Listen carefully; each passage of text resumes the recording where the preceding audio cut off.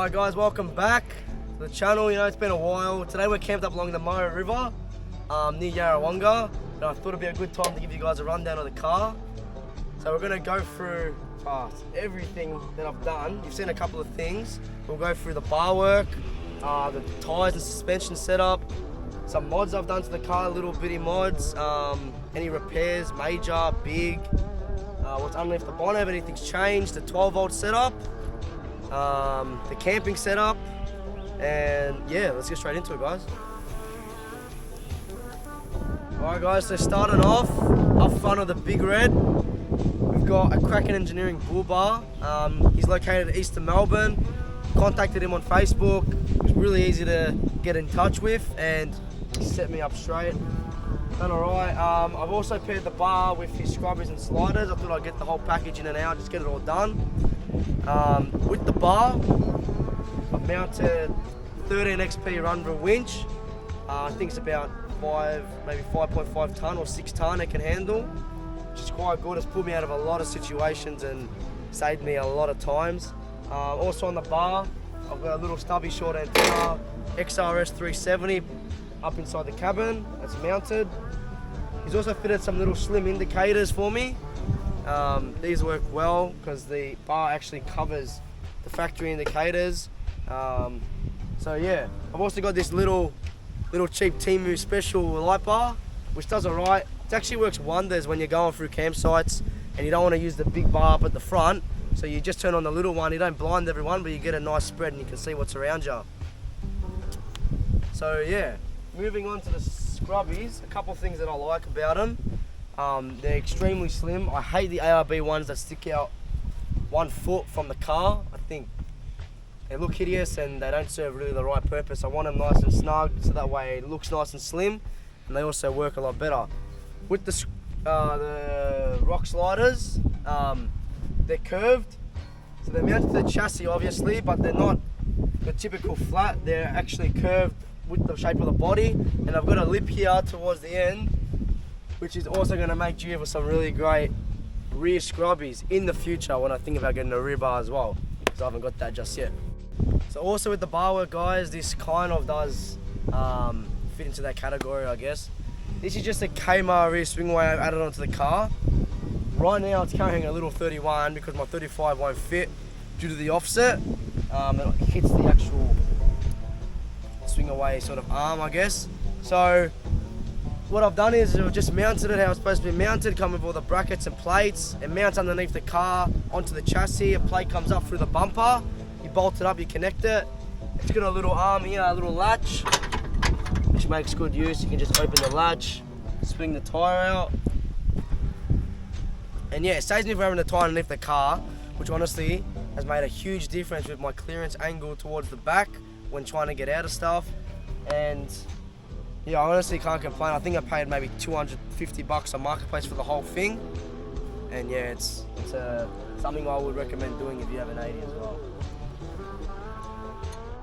Alright, now we'll jump into the tyres, the rims and the suspension on the 80. Straight into it. The tyres I've got 315s, 35s, soon to be maybe 37s. We'll see how we're going. Yeah, I want to put 37s on them, I'm just not sure how it will handle. But for now, the 35s do everything. They're comfortable for touring, comfortable for full driving. These tyres are really good on the road. They're not very noisy at all. Maybe that's just because the car's so loud, but you can't hear them. They're good on the mud, good on the sand. I've done a lot of kilometres on these tyres, had them for about 1.5 years now. I've done a lot of trips, a lot of highway kilometres, done Dargo to Lacola, to Yarrawonga, which is like today. I've gone, man, heaps of places, to Bright, to Buckland, done Tarangi in these tyres twice. Did not get one puncture, didn't get a couple of slits, but I didn't get a puncture. The sidewall on these are really, really thick, which is really good. Oh yeah. Paired with these tyres, I've got a set of just basic steelies. Couple upgrades I want to upgrade the chromies, just for the looks as well, and I want it to be on bead locks, just so I can drop to that little bit more lower tyre pressure. But right now I do able to get down to like 18, 16 PSI, which is plenty of a footprint for these tyres to get me out of anything. So yeah, these rims are on a 0 offset. They do sort of stick in a little bit more than I'd like, but you know what? They're cheap and they do the job and they're strong, so I can't complain. I think I picked up the rims for about $200 for a set of 8 or 6 on Marketplace. So yeah, can't complain. The suspension set up on the 80. I have not touched since I bought the car. The suspension I bought the car with is a 2-inch, but right now I'd say the car is sagging a little bit, maybe 1.5 inches, even an inch to be honest, just because of the sheer weight of the bar, the scrubbies, the sliders, even the rear tire hanging off the back and the drawers and all of that stuff inside the car. It does get pretty heavy. I think the car, matters what trip I'm doing, if I'm coming up like today just camping, the car hasn't moved for 2 days, just been riding the bike around. So loaded up, I think the car weighed this trip just under 3 ton, but usually when I'm going forward driving, the car will weigh maybe 2.7, 2.6, which is quite good. Alright guys, so if any of you have seen any of my other videos, you would have known about underneath this bonnet. I've talked about it, couple new things. Haven't really done anything major mods, just a lot more repairs. So I'll run you through it. Pretty much, it's a bone stocked 1HZ, never been turboed in its life. It's been extremely reliable. Couple little leaks here and there, couple little things I've had to fix. One of them being the radiator. My radiator has been leaking, or was leaking quite often. I was a little bit worried about it because, you know, you don't want the car to overheat. And yeah, so I swapped the copper radiator for a brand new aluminium radiator up in, I think by Brisbane Cooling they were. I got it shipped down. Yeah, so I swapped that over. One of the other leaks I had was my fuel pump, my fuel filter housing, was leaking, which was causing the engine to run really rough and stall. I got really worried, but lucky enough for just a little cheap $30 fix over there. I've also done a few bearings, all new belts, new timing belt, water pump, brand new, I think it's a 130 or 120 amp alternator in the car, new battery, starter battery. What else have I done? I think that kind of wraps it, guys.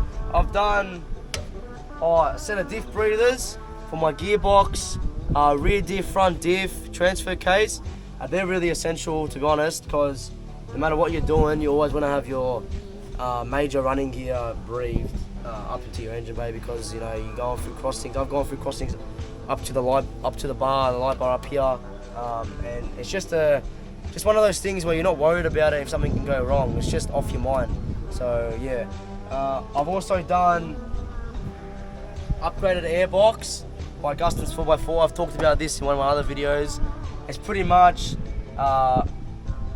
just a pod filter inside the airbox. It's a stainless steel box, or aluminium I think, or stainless steel, I'm not sure. Just running through some piping out to a 5-inch stainless steel snorkel made by Gustom's 4x4. It's got a teardrop on the top, and just some reduction pipes heading into the intake. Alright, so moving on from underneath the bonnet, I'll talk to you guys about my camping setup. Pretty much, it's simple, which is what you want, and basic, but it does the job. Up top, on top of the roof, on top of the 80, on my roof, I've got a King's roof rack, just a flat rack, basic. Paired with that, I've got their King's awning, also basic, really quick to set up, and very cheap.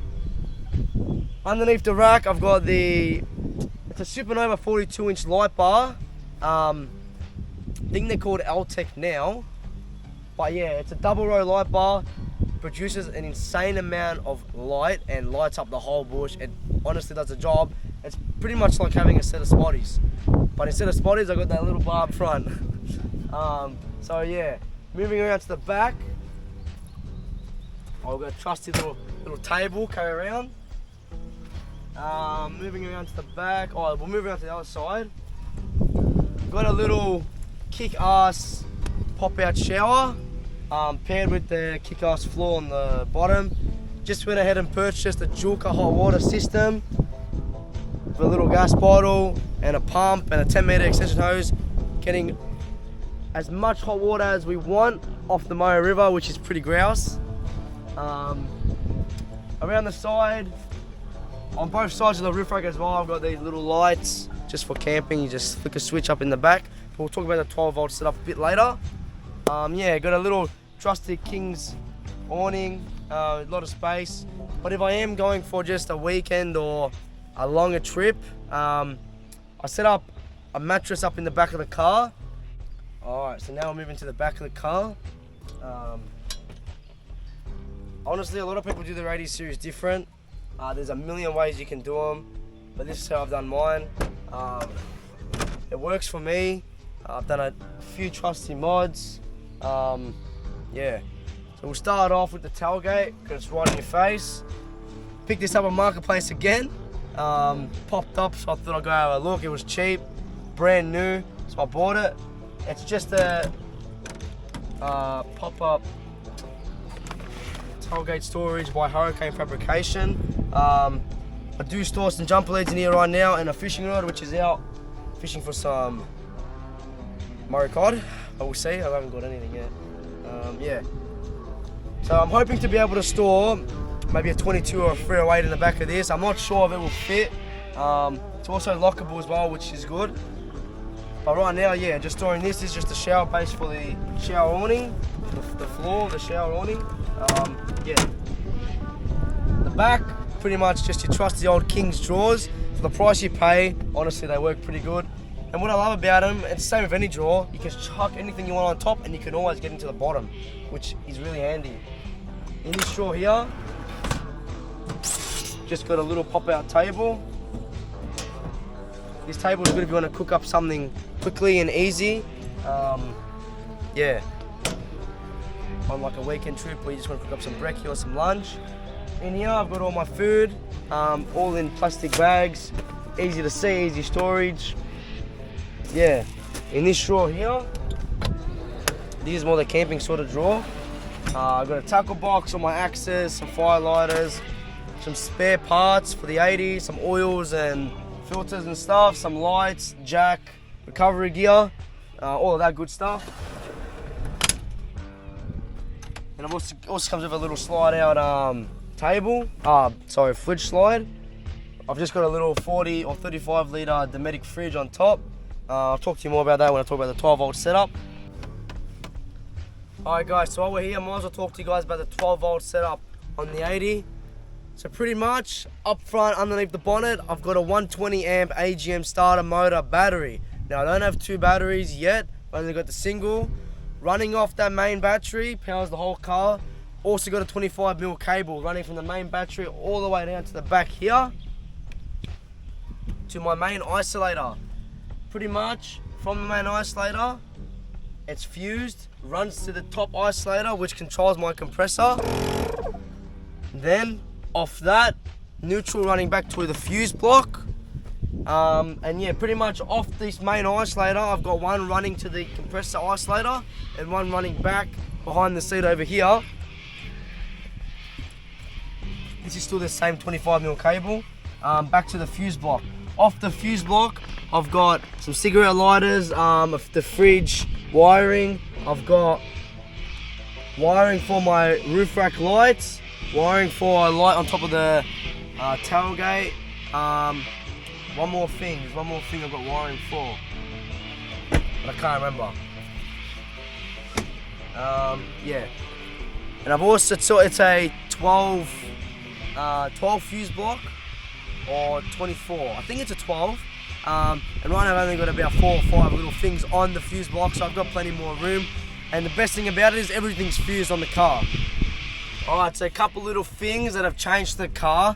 These are just little mods, nothing major, there's no category for them, so I'm just going to go out and smash them all out.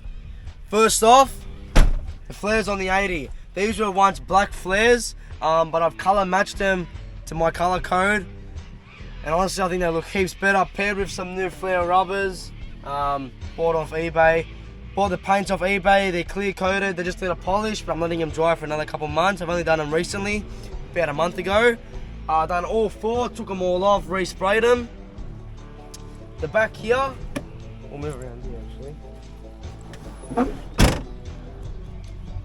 The back here, these are just eBay lights, tinted.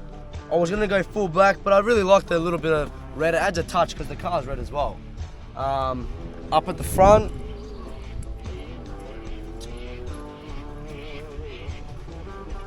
I've replaced my main headlights on the 80 with, these are copies of JDX headlights. They were about 90 bucks for a set of 4. They honestly look great, and compared to JDX, they look identical, and they're, mate, a tenth of the price. So they worked out to be really, really great. They're extremely bright. Had to do a few little mods. If you're planning on doing them, you got to get some polarity converters, because the 80 series run on a negative sort of switching mechanism with your dash. So this is just a converter behind them, just so they all work together. And I don't have how the normal 80s work, where you got just one as low beam and then all 4 work as high beam. All 4 of my headlights work together. So yeah. Inside the cab, pretty much basic. All 4 seats, the 2 front seats and the passenger seats, all fitted with Razorback neoprene seat covers. I honestly prefer the look of any car, not just an 80 series, but I love the OEM look. So I pretty much kept everything stock. Just got the UHF mounted up in there, a phone holder, speaker, and a steering wheel protector. That's pretty much it. I've also went ahead and sprayed the center console black. Also like the little seat belts and little nitty gritty things that were sticking out to me, just sprayed them black. It's a GXL, so it's got carpet. The seats are nice, but I wanted to keep it protected, and the black honestly looks better. Also, on the driver's side door, I done a little bit of a mischief and took out a tree. Down Vic Range Track in Toolanga with a couple mates. Tinted in the door. This was obviously a perfect panel. I was spewing, but you know what? You live and you learn, and I guess it's just what happens. One more thing underneath the car. The exhaust is pretty much chopped, so it sounds like a monster truck. You can hear the thing from pretty much anywhere. It sounds honestly tough, but it is starting to get to me a bit. I know some of you guys think I'm a bit nuts, but you know what? I've got the cut, and I can always weld it back in, so it is what it is.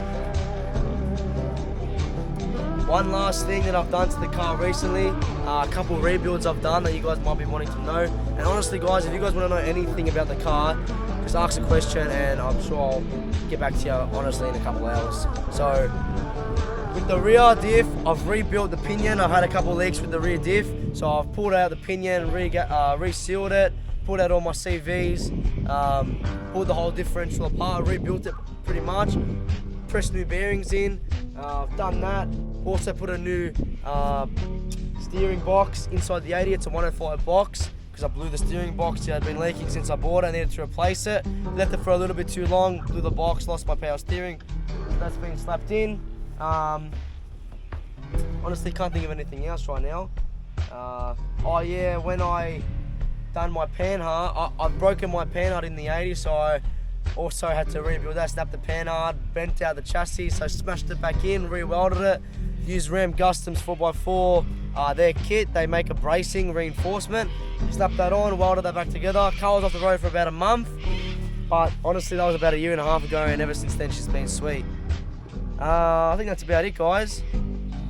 Alright guys, so honestly that pretty much wraps it. It's a bit of a deep detail into the car, but sort of generic as well. I'm sure there's a few things I've missed. The car's but that much shit done to it now ever since I bought it. But yeah, that's a wrap guys, and if you got any questions just leave in the comments and I'm sure I'll get back to you. Thanks boys.